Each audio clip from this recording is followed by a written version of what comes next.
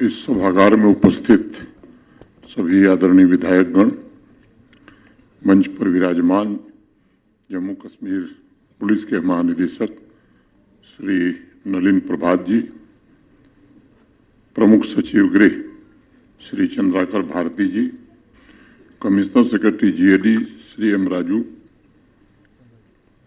जम्मू के मंडलायुक्त श्री रमेश कुमार जी,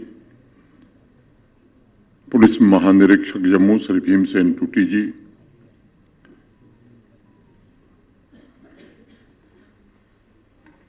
जम्मू कश्मीर प्रशासन के अन्य वरिष्ठ अधिकारीगण, सभागार में उपस्थित सभी शहीदों के परिजन और नियुक्ति पत्र पाने वाले बहनों, भाइयों, देवियों, सज्जनों और मित्रों, आज इस सभागार में उपस्थित सभी टेरर विक्टिम फैमिलीज को मैं सबसे पहले नमन करता हूं और इस संभाग के सभी 10 जिलों के सच्चे शहीदों को श्रद्धांजलि भी अर्पित करता हूं।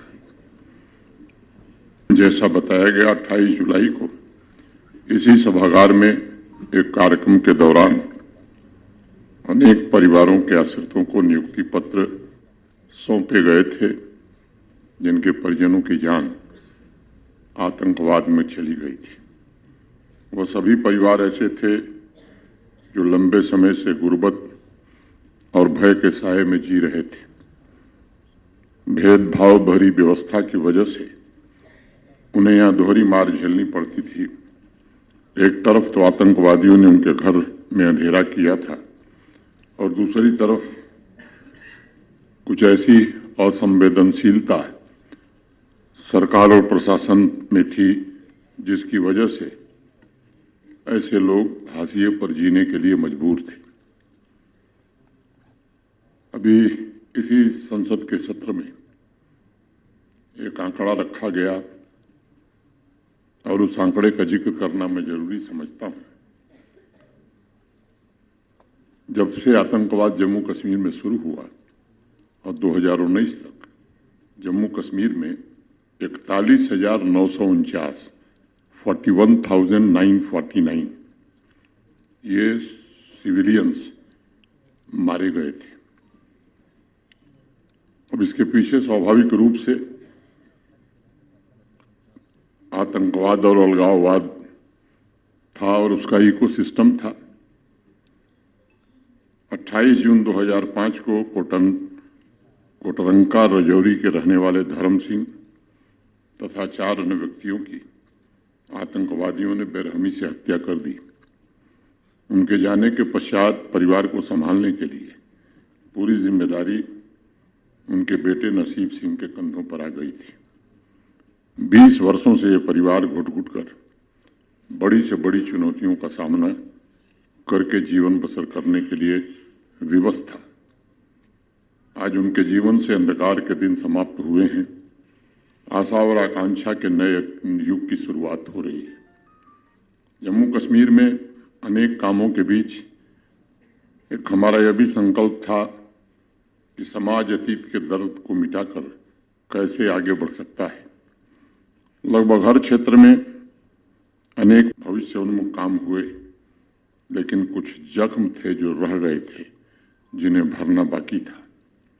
इस वर्ष जुलाई में दशकों पुराने दर्द का इलाज शुरू हुआ और सबसे बड़ी बात ये कि जानबूझकर जिन परिवारों को न्याय से वंचित रखा गया था, उन्हें न्याय न देकर के उनके जीवन में बदलाव कोई सकारात्मक न आवे, इसका प्रयत्न किया गया था ताकि वह देश और समाज को आगे बढ़ने में अपना योगदान न दे सके।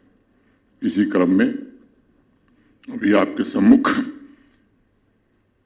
82 परिवारों को नियुक्ति पत्र नेक्स्ट ऑफ किन को उनके निकटस्थ लोगों को दिया गया है।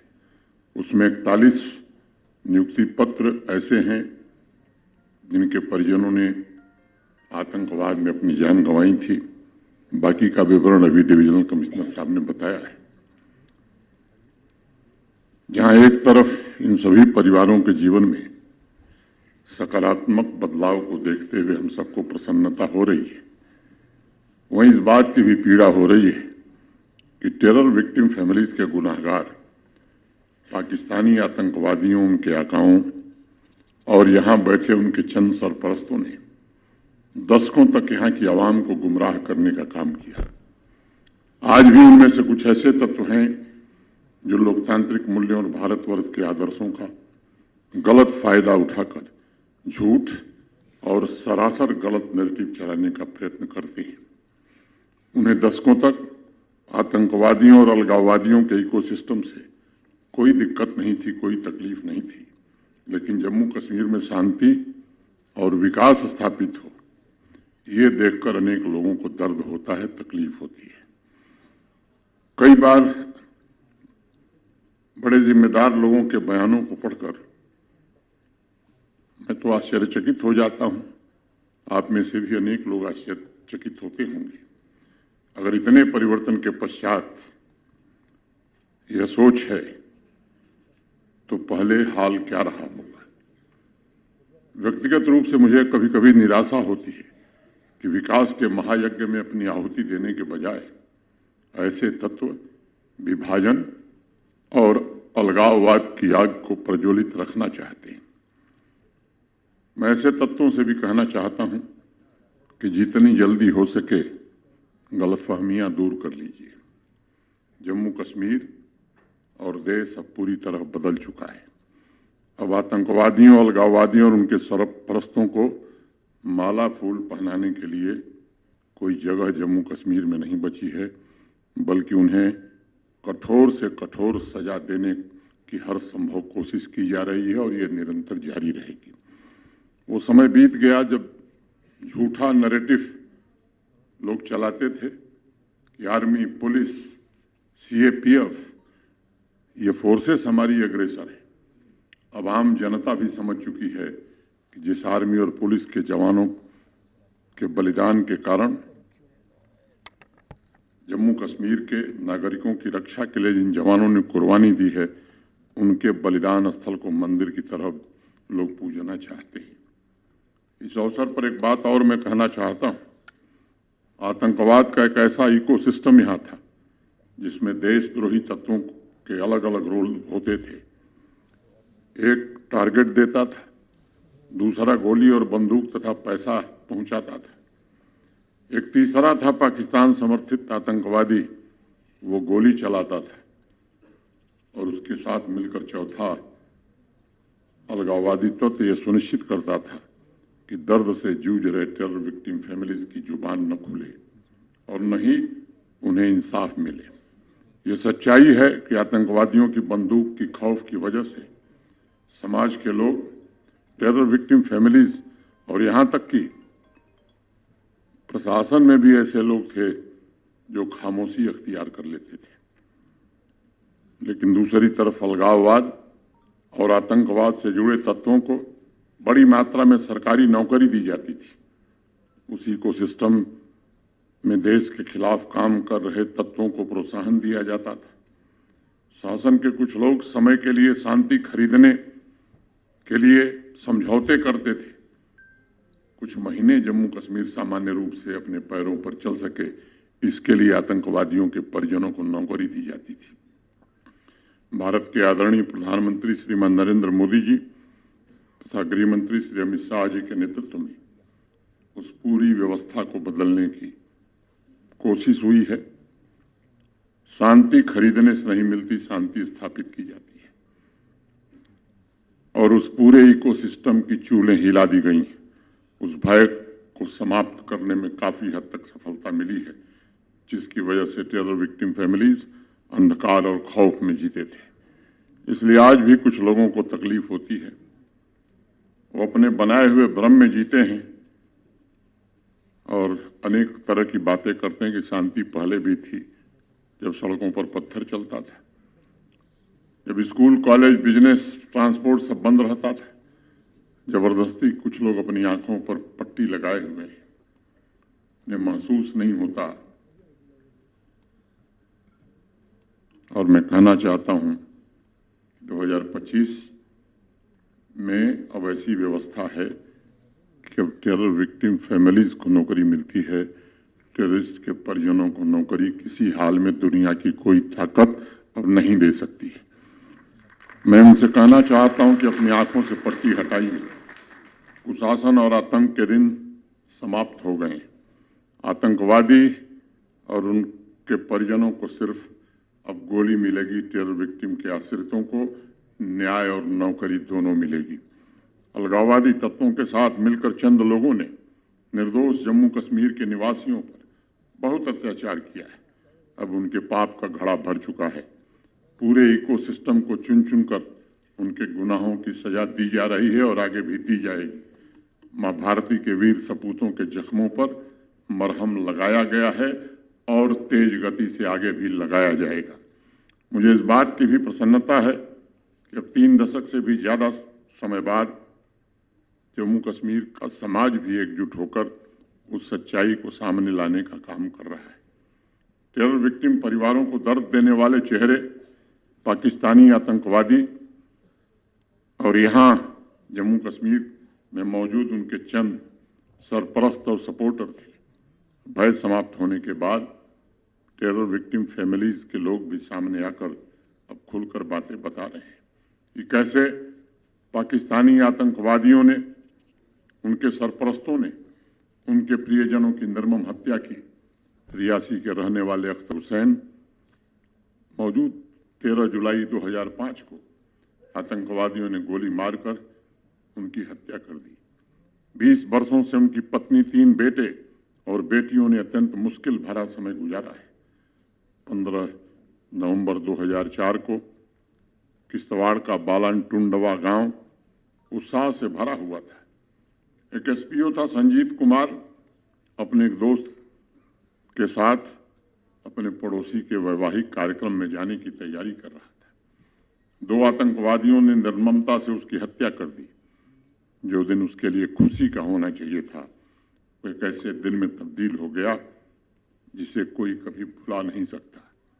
माता पिता ने अपना बेटा खोया, एक परिवार ने अपनी रोशनी खो दी और जम्मू कश्मीर ने एक अपना सूरवीर खो दिया। 20 वर्षों तक इंतजार किया उस परिवार ने और दुख भरी दास्तां और आतंकवादियों के कारनामे अब दुनिया के सामने आने लगे हैं। एक एक विक्टिम का परिवार अब पूरे सम्मान से गुजारा कर सके, यह सुनिश्चित किया जा रहा है। अब समाज मिलकर आतंकवाद का पूरी तरह खात्मा करे। मुझे लगता है ये वक्त अब आ गया है।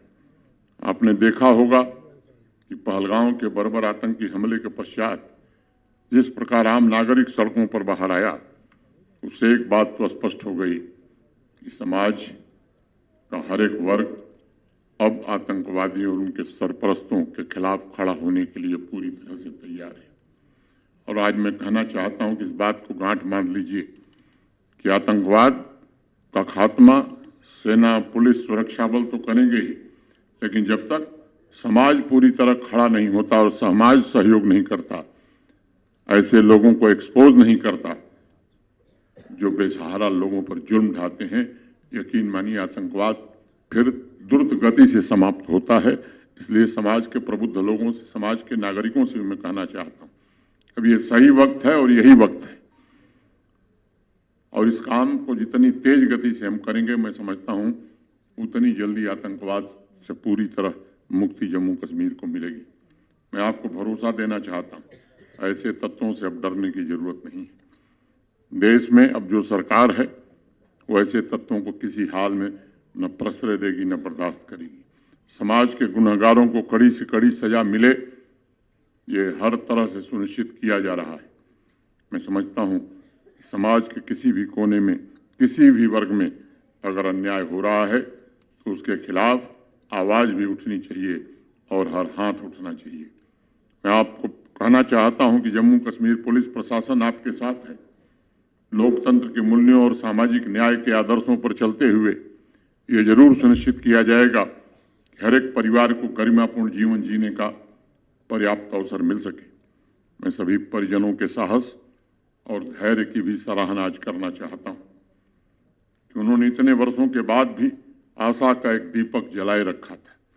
मैं टेरर विक्टिम फैमिलीज को ये आश्वस्त करता हूं कि आपके साथ इंसाफ हो, आपका पूरी तरह से रिहेबिलिटेशन हो और आपके परिवार का राष्ट्र की मुख्य धारा के साथ पूरी तरह से जुड़ाव हो, ये हर हाल में सुनिश्चित किया जाएगा। 13 जुलाई की तारीख ने हमारे संकल्पों को दृढ़ता दी थी। उस दिन पहली बार बारामूला से पूरे जम्मू कश्मीर को एक नया संदेश देने की कोशिश की गई थी कि अब न्याय में देरी नहीं होगी। अब न सिर्फ सभी टेरर केसेस में इन्वेस्टिगेशन होगा, बल्कि ये भी सुनिश्चित किया जाएगा कि आतंकवादी और उनके सहयोगी चाहे इस तरह हों या सीमा पार हों, उन्हें उनके जघन्य अपराध की कड़ी से कड़ी सजा जरूर मिले। मैं इसे जम्मू कश्मीर में न्याय के एक नए युग की शुरुआत कहना चाहूँगा।